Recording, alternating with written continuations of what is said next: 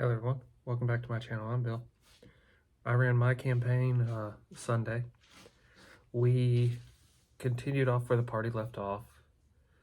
A new player had just finished making their characters, so we kept the old group, the group that played the first game session, separate from the new one.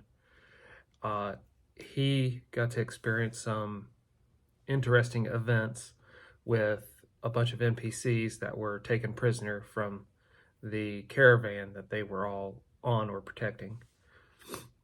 So he's dropped into the middle of the field with 10 other NPCs or 8 other NPCs. And he watches as a hobgoblin dressed in samurai outfit, samurai style armor, is looking at the weapons that they had taken off the party. A giant snake, like Conan style giant snake, rears up behind the hobgoblin and attacks him. And you see these black veins come up from where he's been bit, and he falls over dead. It then pursues the goblins that are scattering.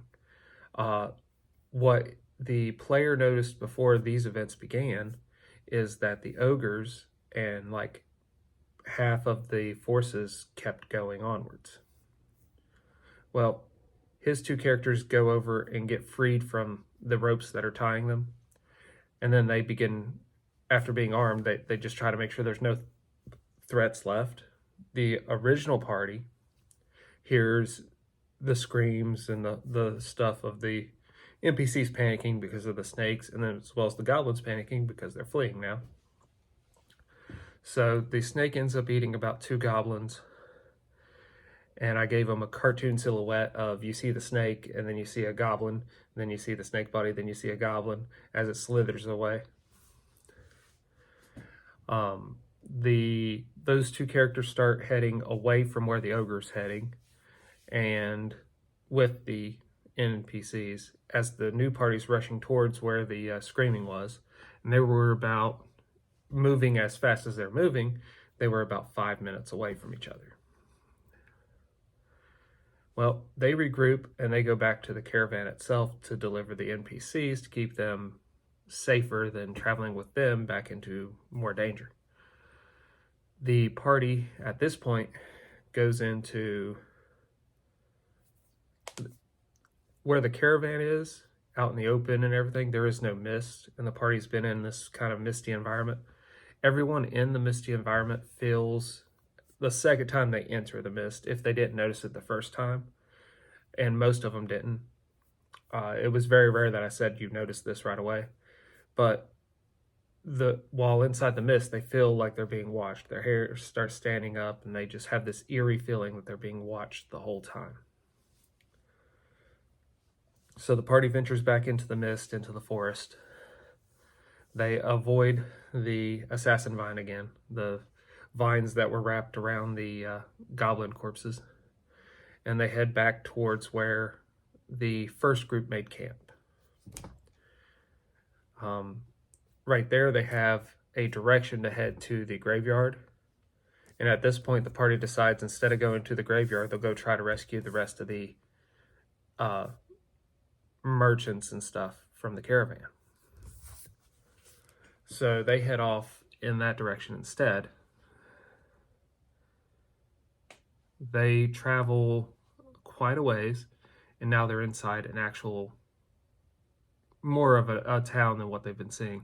The buildings are a lot closer, and then they come to a corner area. They see that the ogre prince go into a barn, and they hear someone on the other side of the barn talking, and they try to look through one of the peepholes, and they see a silhouetted figure talking, and nothing's talking back to it, but they hear it talking in goblin.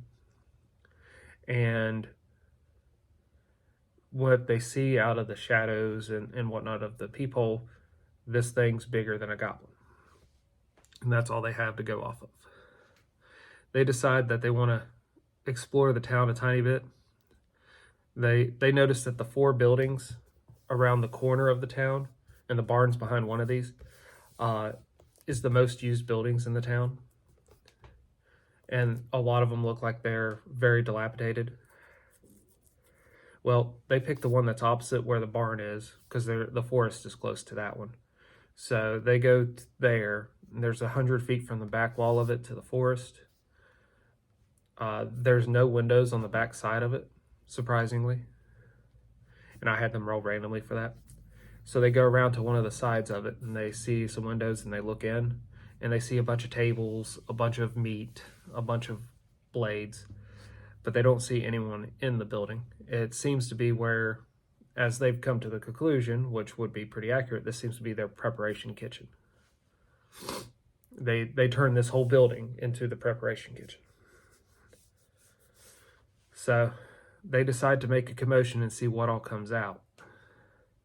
So the paladin toe decides he's going to push on the back wall and knock it in.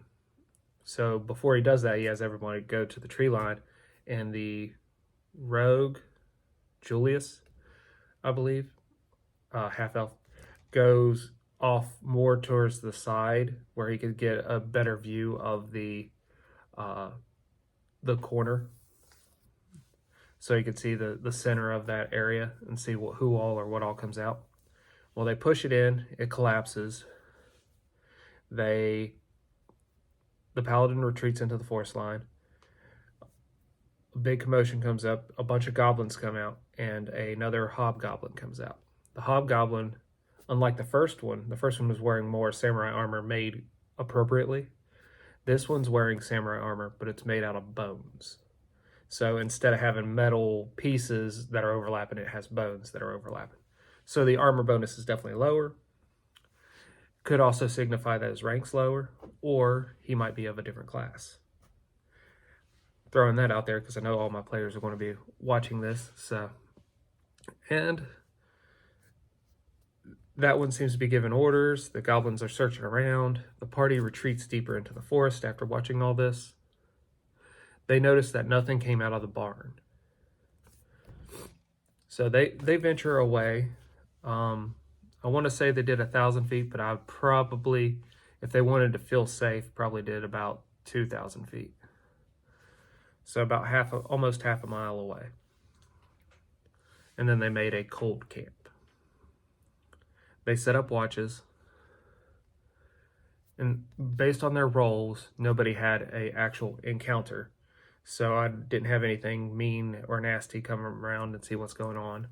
Plus it's a cold camp, so smells of cooking aren't attracting anything. But one of the players, his two characters, Julius is one of his characters, on his watch, and he was on third watch, sees something in the mist, emerges out of the mist. This figure has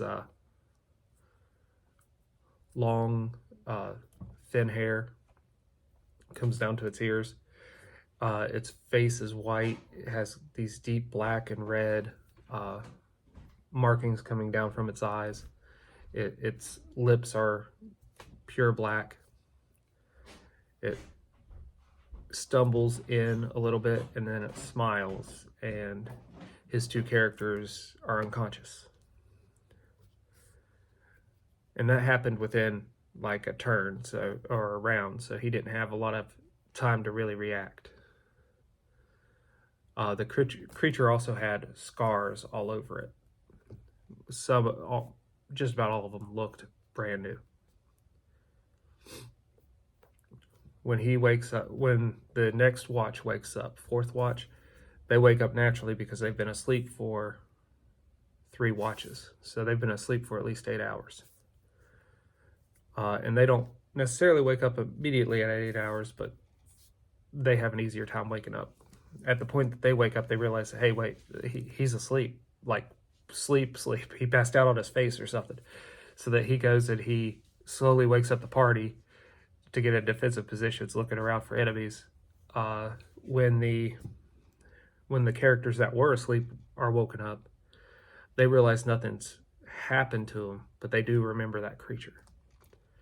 He tries to describe that creature to the party, and he got something in the description confused, which is hilarious because now we can just keep rolling with that as he's misdescribing the creature slightly, and the party gets to go, but that doesn't make sense. Why is he that? Or you're saying he's this, but when if they see it again, they'll be like, but it doesn't act like that.